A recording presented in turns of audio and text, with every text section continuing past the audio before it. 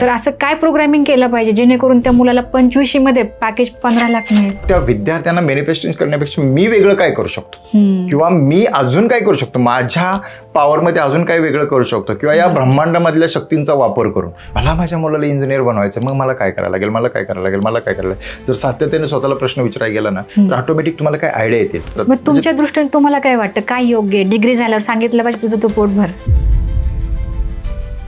मंत्र साधनामुळे काय होतं की आलेले विचार आहेत नाही ते थांबतात आणि एकाच मंत्रावर ते काम करतो. प्रत्येक व्यक्तीला परमेश्वराने अशी देणगी दिली की त्याच्या आतून एक जबरदस्त पॉवर आहे. जर आतून त्याला पॉवर कळली की नेमकं तो काही करू शकतो तर तो काही करू शकतो. मग सर, हे हायर लेवलला जे लोक जातात, समजा धोनी असेल, विराट कोहली असेल, हे पण असं काहीतरी प्रोग्रामिंग किंवा मॅन्युफॅक्चरिंग Yes. किंवा मेडिटेशन हे करतात का? 100% वापरतात.